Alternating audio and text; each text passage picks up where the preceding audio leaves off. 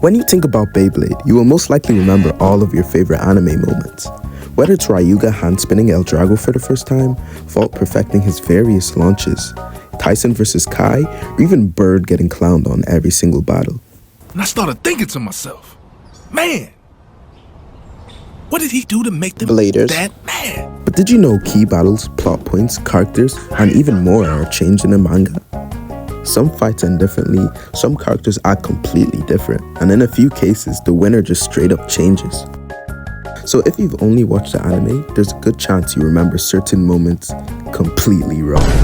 And if you enjoy Beyblade deep dives like this, consider subscribing, it really helps out. Starting with one that actually upset a lot of fans. Difference 1. Vault vs. Shu's rivalry is less dramatic in the manga. Let's talk about the emotional roller coaster that was Early Burst.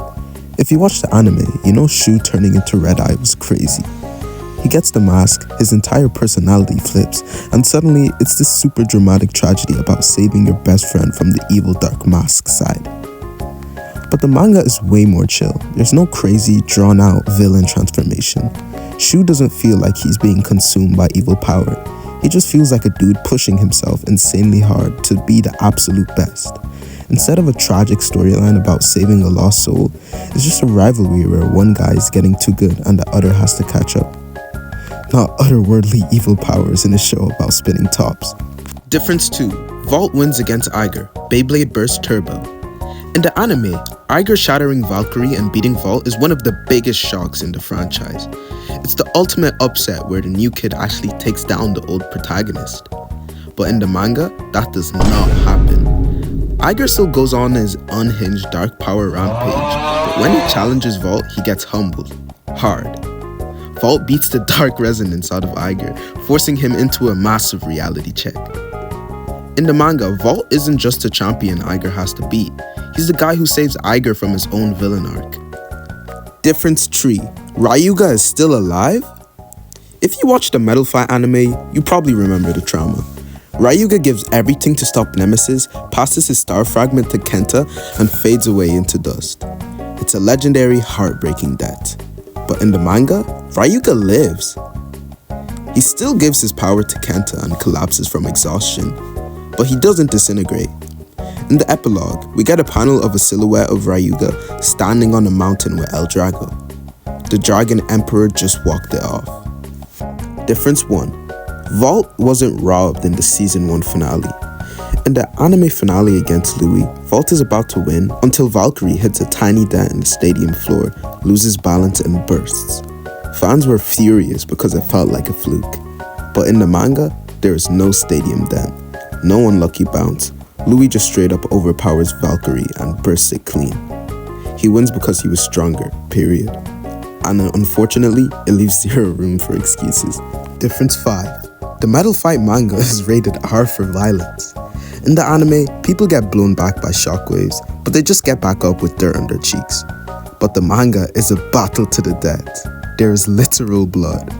When characters get hit by a Beyblade attack, their clothes are shredded and they suffer actual physical injuries.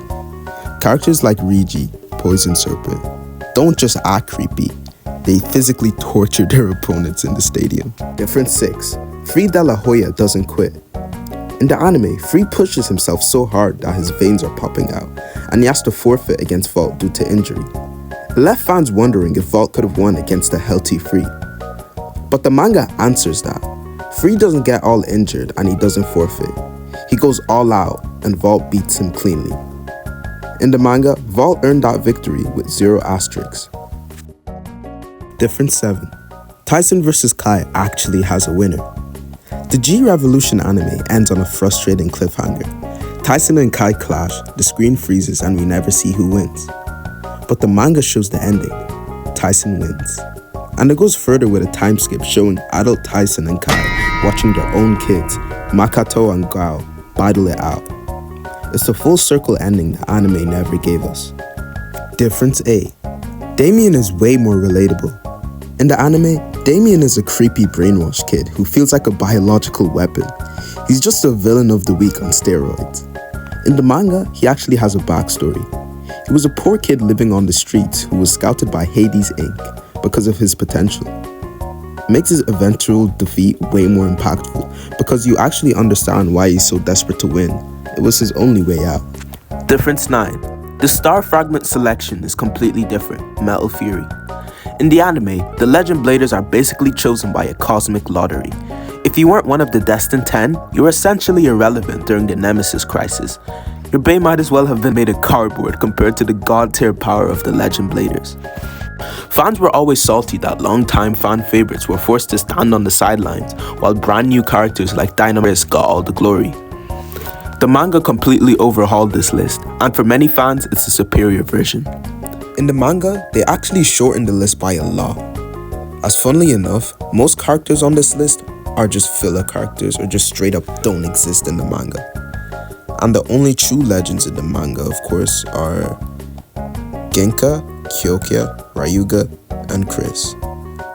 A side note is that Rago exists as the independent villain, but he's not actually chosen by the star fragment. You aren't watching a bunch of random newcomers save the world.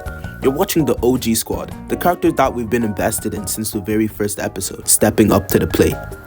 It makes the final battle against Nemesis feel incredibly personal and earned, because the heroes are the one who actually put in the work over the years, not just the ones who happen to be standing under the right star at the right time. Difference 10. Daigo's cheating scandal is way darker. In the anime, Daigo's mistake is treated like a classic sportsmanship lesson. He gets desperate against Yugo, uses an illegal move to intentionally hit the opponent's launcher, and then goes on a brief journey of self-discovery before coming back to the team. It's a solid arc, but it's definitely a bit Sunday morning cartoon in its execution. The manga version, however, dives straight into psychological horror. In the manga, Daigo's guilt isn't just a normal dilemma, it's a mental breakdown. The manga treats the bond between a blader and her bae as something deeply spiritual and literal. If you cheat, you aren't just breaking a game rule, you're shattering a piece of your own soul. It makes me think, could Daigo use dark resonance like the likes of Aiger or Red Eye? Because come to think of it, they were being deceived or controlled or made a negative bond with their bae, allowing them to access catastrophic amounts of power.